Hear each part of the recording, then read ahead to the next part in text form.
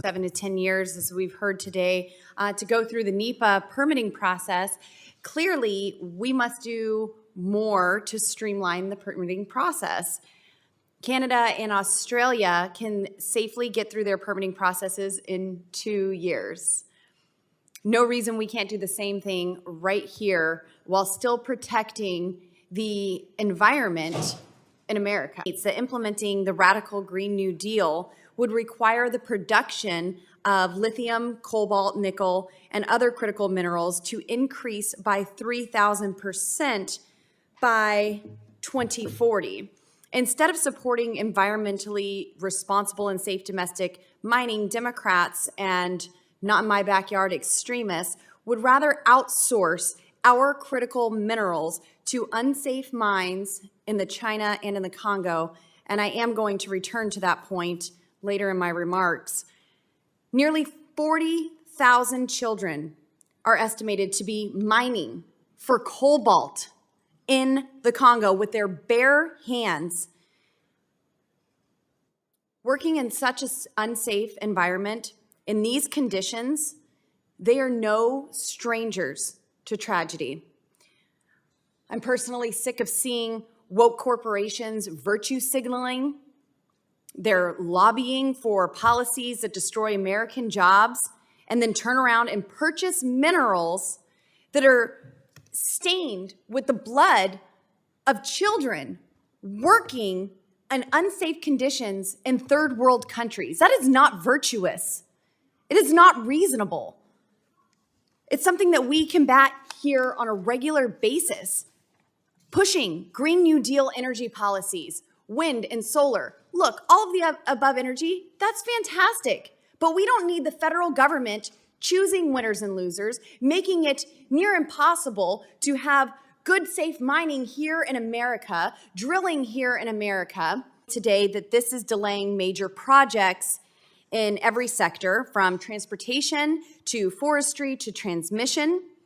Given the overwhelming evidence and consensus that this process is broken, can you name one legislative reform to streamline NEPA that you or your organization has previously supported?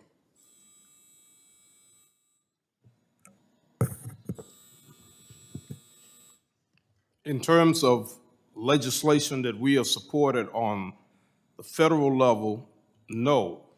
But we have supported, or we do support, a process that allows for hearing the environmental justice concerns and issues of communities. No, I'm sorry, Mr. Beard. Look, I'm not asking this. I want to know what you would do to streamline this process. I'm asking this so we can have a streamlined process that costs less and really moves quicker. Can you name one streamlining provision that you've previously supported? One streamlining in this provision. act? No, ever. You or your organization. To make this more cost effective, to streamline it, to make it more effective. Sir, I heard you say that you come from a city that was a sacrifice city. Don't you think these children in the Congo, I think that's a sacrifice city. These children mining with their bare hands for cobalt in the Congo, child and slave labor, that to me sounds like a sacrifice city, not some flares that you took a picture of. And do you support carbon capture? Do you support the mechanisms that we have in place to capture what comes off of those flares? Because in history has shown me that my colleagues on the other side of the aisle and in groups like yours, you prevent us from actually implementing that captures everything that's coming out of those flares. But then you want to bring pictures here and show us what the flares do. Do you support Congresswoman, that? let me be clear because we've run out of time, so I do want to answer you while we have time. Those pictures I brought are showing what the impact is on communities. You talk about what's happening in those other countries, but where's that same level of concern about the children in Port Arthur, about the children in Corpus Christi, Let's work about together the to children in capture it. St. James Parish, Louisiana, Cancer Alley, who not only are being exposed there, but they're being exposed with this. Time has expired.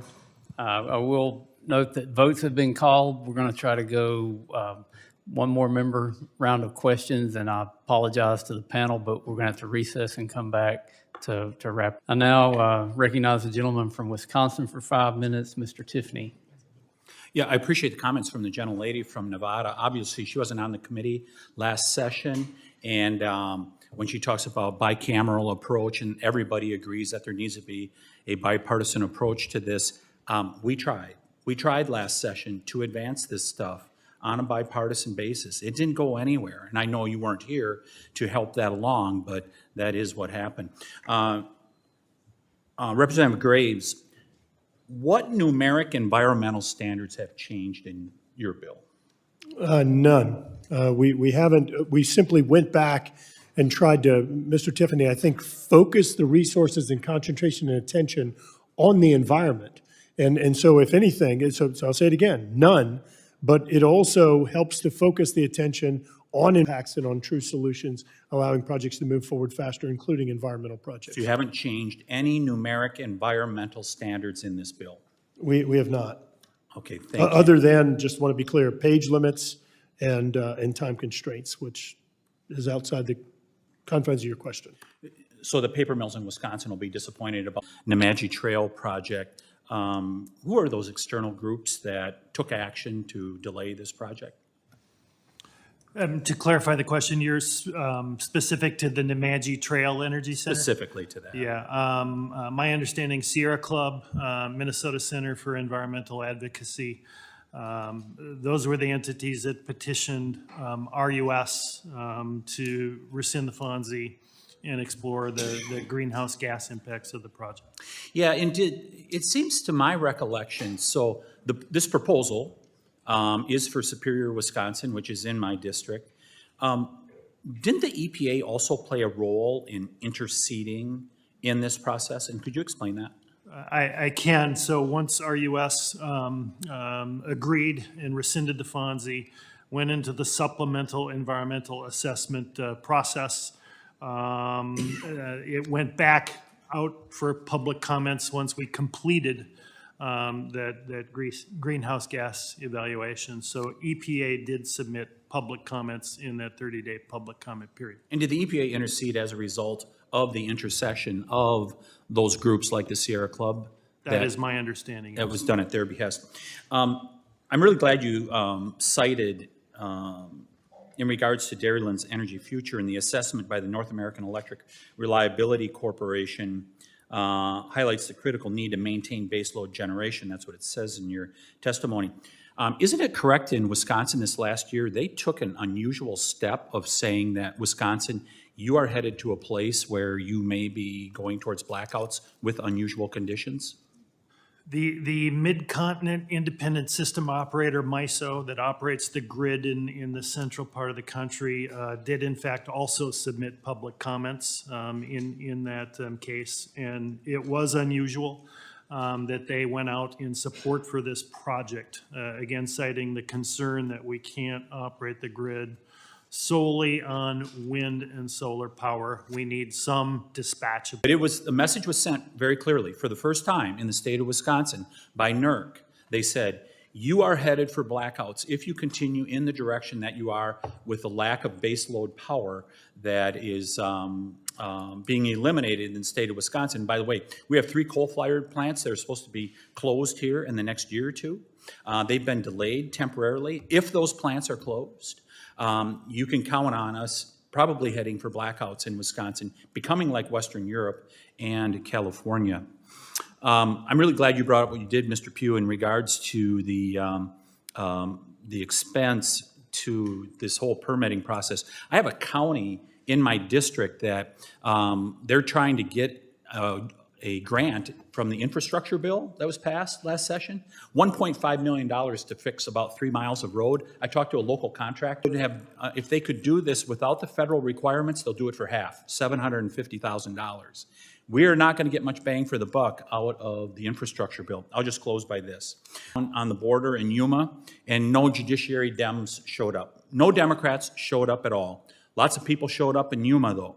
The president does not show up in East Palestine, Ohio, where there is a major environmental problem that's going on. And today, his administration, via the CEQ, does not show up. When are Democrats going to show up for business of the American people?